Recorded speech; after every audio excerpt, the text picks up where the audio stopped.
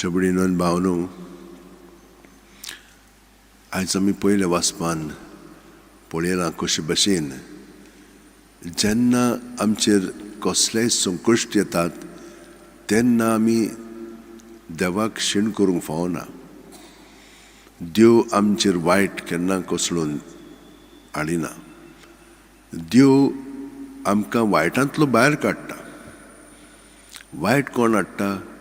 आमी तें ओडून घेता ओ देंवच तें आमकां दिता. आमी बरी म्हणून तो आमची मागीर तपासणी करता आनी हे परी आमकां पातकान ओडून घेता. तर हें सगळें आमकां दिसोंक जाय आनी दिसलेलें आसा. आमी जाणो हें, पूण केन्ना केन्ना नोको जाल्ल्या भशेन करता आमी कित्याचें कितें उलयता.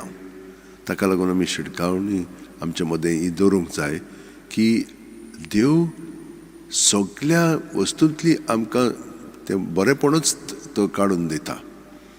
कसलेंय कितें घडलें की ना आमी रोखडेंच देवाक कारकां दिवंक जाय.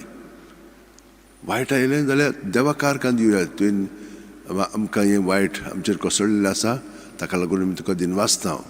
हाचे पासून दिनवासा, ताचे पासून दिसवास, सगल्यांक आमी दिनवासीत रावंक जाय. कित्याक लागून देव हें सगळें बदलतलो. तातूंतल्यान आमकां तो घट्टाय दितलो. आमचें रांदप ताका उजो लावचो पडटा न्ही, जें आमी रांदतात त्या वस्तूंक, नाजाल्यार तें शिजोना, तें ताका चव ना, ताका रूच ना. ताका लागून तें जितलें आमी त्या प्रमाणे उजो लावन तें शिजोवन काडटा तितली ताका रूच येता, तितलें तें बरें जाता. आमचें जिवीत तशेंच. ह्यो आडकोळी कोश्ट संत दोग आमचेर येता तेन्ना ते आमकां बरी करून काडटात. आमी बरी जावंक लागता. कित्याक आमी समजिकायेची मनशां जावंक लागता. दुसऱ्या मदें कितें जाता तें आमकां कळोंक लागता. पूण अशें आमी करिना. कित्याक लागून आपलेपणान जियेतात म्हणून. हें आमकां समजोंक ना. जेजू म्हणटा पळय हें सगळें आमी जाणो, कित्याक म्हणून तुमचें गिन्यान सारकें वापरिनात तुमी. तर आमी तें वापरच्याक आमचें सगळें जिवीत, आमचें चिंतना जेजूकूच भेटोवया आनी दर दिसा रातचीं 5 मिनट सगळीं आमचीं चिंतना उतरां कोन्यो जेजू सगळें दवरूंक जाय.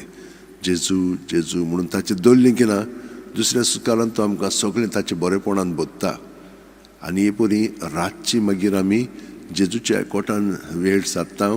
तो आमकां थाऱ्यार हाडटा. सकाळीं उठलीं की ना आमी जेजू सगळें नवी रचना ताचे सारकी आमी जाता. ताका एकवटान पोत्तून रावंक जाय आमी 5 मिनट. ही बरी आख्खी रात मागणेची जाता आनी ती मागणेच्या गोठायन मागीर आमी दिसभर ताचे सारकी आमी सगळें पळोवंक लागता, अणभवंक लागता. आनी तेन्ना आमी कित्याकूच भिवची ना. कित्याक तो आमचें सवें आसा आनी आमी ताचें सवें आसा आनी आमी ताचें सवें सगळें दोत्ता. ताका तें ओपण दिता, भेटयता. आनी हे परी आमचे कोश्ट दोग मागीर पवित्र जातात. दुसऱ्यांच्या साल्वासा सुद्दां आमी मागीर हे भाशेन जिवंक लागता. तर आमच्या आत अशें उठेन दवरया.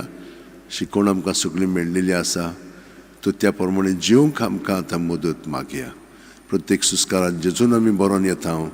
सुस्कार भायर सुट्टना सगळीं आमची चिंतना भावना आसा तितली जेजूचें सवें ताच्या नांवान भायर काडया, ताचें दवरया आनी तो आमकां सुटका दितलो तातूंतली आनी बरें तें अदीक बरें करून दितलो वायटांत काडून ताच्या बरेपणान तो आमकां भरून काडटलो.